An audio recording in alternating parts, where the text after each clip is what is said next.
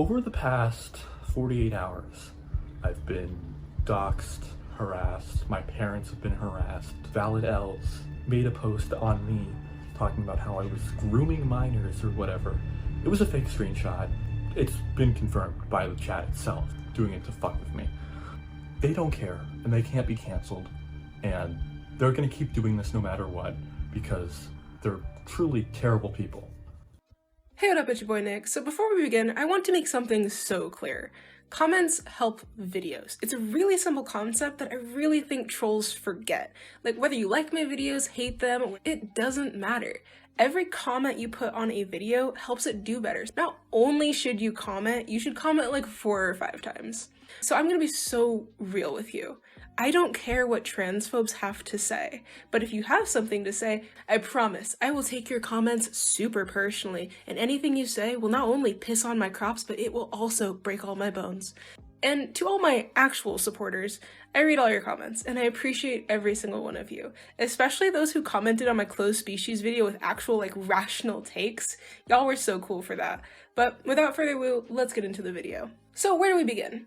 Bluefolf is a large furry Twitter user who has more or less become a meme factory for the furry fandom. They post a ton of images that you'll see around the community, and they're very openly transgender and have been outspoken on issues within our community and garnered over 60,000 followers.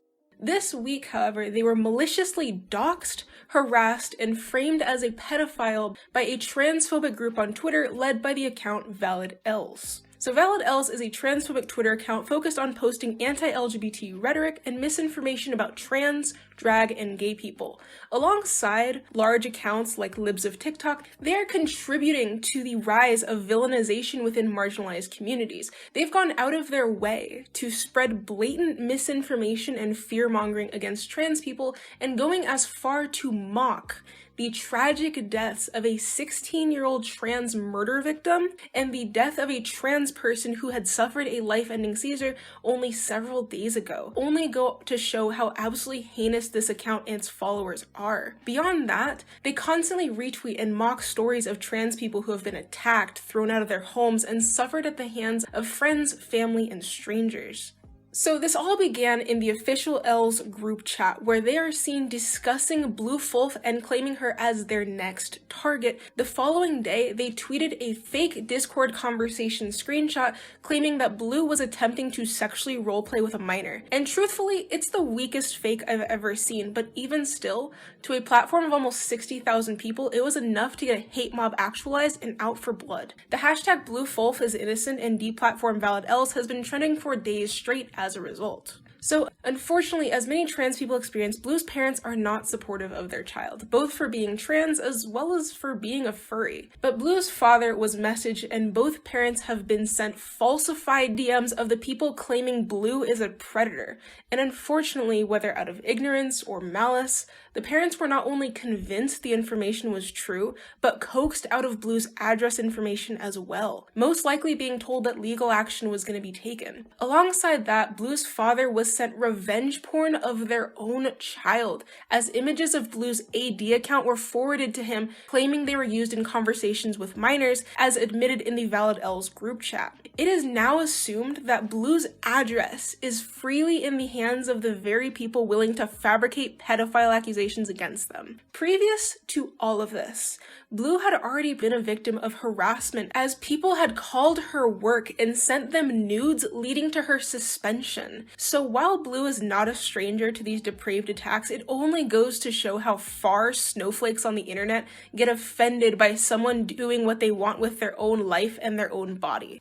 In fact, during the creation of this video, Blue has already received multiple death threats of being shot at a convention she plans on attending soon. Staff has already been notified, but the threat is inexcusable all the same. And a side note, with a concerning rise in hacks and account theft sweeping the furry community, I do hope that not only Blue, but everyone watches this video ensures you take extra precaution to ensure online safety. I have been seeing hacks and docs everywhere.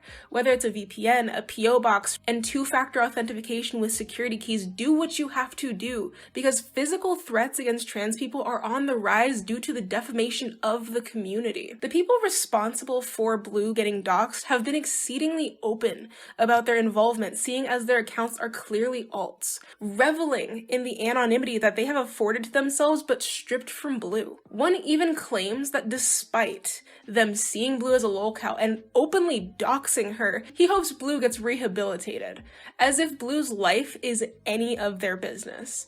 I find it so weird that transphobes are so weirdly and grossly involved in the lives of the very people they despise, enough to obsess over their genitalia specifically. Like, I've never seen supposedly straight men fixate on penis so much in my life, alongside such blatant misogyny. Like, I'm starting to wonder if bigots even like cisgender women.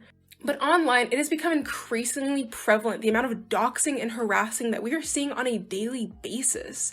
Even very recently, a creator was sent a threatening message of a stalker fan who was driving by their house several times and claiming they'll see them soon.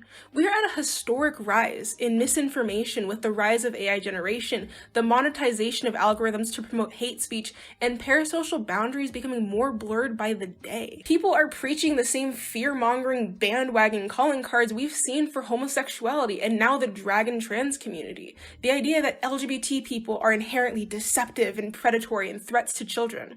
They frame them as predators, just as we've seen for not only the LGBT spectrum, but a calling card used throughout history to attack minorities, even when there's no evidence to support those claims. Within the last few weeks alone, you have people boycotting Bud Light over Dylan Mulvaney doing a single sponsorship, which, by the way, I've never seen more Bud Light in my life, so it's kind of not really working. You have unrelenting conspiracy theories on Chris from Mr. Beast being paid to transition. Like, that makes any sense. And now people questioning whether cisgender women, like Zendaya, are trans because she's too tall, or Pink, a woman who has birthed 2 children, for being too fit. It is crucial that the media and society educate themselves about the reality of the trans experience to challenge these harmful narratives that are perpetuating discrimination and prejudice out of literally nowhere. Because whether it's furries or the drag community, trans people, there's a refusal to speak for groups that people don't understand. Bluefolf as a furry and a trans person could easily be overlooked, as some content creators, regardless of the injustice others face, like copyright abuse or stalking, may simply avoid it just to distance themselves from a furry. A literal hobby might be the difference between getting support from the community or being swept under the rug while being doxxed. But people fail to realize the second you pass a law banning men from wearing dresses, you all of a sudden open the gates for, maybe women shouldn't wear pants, because people only care when it affects them. Bluefolf had asked on Twitter if it would be worth it to sue for defamation, and truthfully, it's not. Defamation cases against multiple perpetrators is incredibly difficult, not only to prove monetary damages, to justify the costs, but even just to have judicial merit. But that doesn't mean that they cannot raise money to move. Genuinely, I think that this would be a perfect time for Blue to start a GoFundMe or a Ko-fi to hopefully move them to a place where they feel safe. Because honestly, that's what's most important. So if you are someone who would like to send help, I think if Blue is open to it, starting a fund to combat this situation in whatever way they deem would be a completely valid option, or even just supporting trans charities altogether. But this is just a terrible situation by disgusting, cowardly people against someone who is literally just living their life. I wish I could say that this was less common than it is, but I actually think it's going to be more common in the coming years. But the least we can do is support members of our community and stand up for those who need it. But thank you for my patrons who make this and every video possible. If you would like to support the channel, feel free to go to simplenix.com. I worked so hard on that website. We sell shirts that we hand dye and print ourselves, and they're completely sustainable. We're restocking our double-sided Baphomet shirts within the week alongside our Luna-inspired marble dye and our sheep and wolves clothing.